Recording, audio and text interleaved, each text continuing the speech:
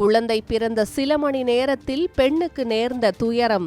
சென்னையை அடுத்த அம்பத்தூரில் பிரசவத்திற்காக அனுமதிக்கப்பட்டிருந்த பெண் இறந்ததை அடுத்து அவரது உறவினர்கள் தனியார் மருத்துவமனையை முற்றுகையிட்டனர்.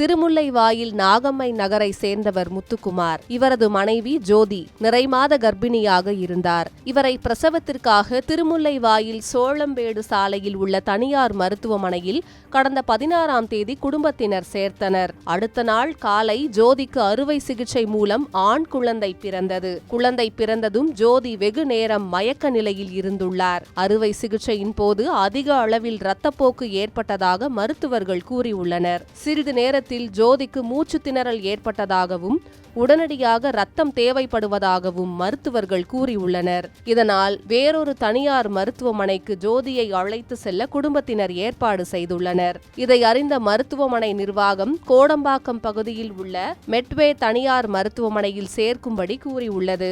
அதன்படி ஆம்புலன்ஸ் மூலம் அம்மருத்துவமனையில் தீவிர சிகிச்சை பிரிவில் ஜோதி சிகிச்சைக்காக சேர்க்கப்பட்டார். எனினும் சிகிச்சை பலனின்றி நேற்று முன்தினம் ஜோதி உயிரிழந்தார். இந்நிலையில் அறுவை சிகிச்சையால் தான் ஜோதி இறந்ததாக கூறி அவரது உறவினர்கள் அம்பத்தூரில் உள்ள தனியார் மருத்துவமனையை முற்றுகையிட்டனர். தகவல் அறிந்து சென்ற திருமுல்லைவாயில் போலீசார் ஜோதியின் உறவினர்களிடம் சமரச பேச்சு நடத்தியதை அடுத்து அனைவரும் கலைந்து சென்றனர். ஜோதியின் இறப்புக்கு காரணமான தனியார் மருத்துவமனையின் மீது உரிய நடவடிக்கை எடுக்க வேண்டும் என திருமுல்லைவாயில் காவல் நிலையத்தில் குடும்பத்தினர் புகார் கொடுத்துள்ளனர். மேலும் ஜோதியின் இறப்புக்கான காரணம் தெரியாமல் உடலை வாங்க மாட்டோம் எனவும் அவர்கள் தெரிவித்தனர். பிரேத பரிசோதனைக்கு பின்தான் ஜோதியின் இறப்புக்கான காரணம் தெரியவரும்.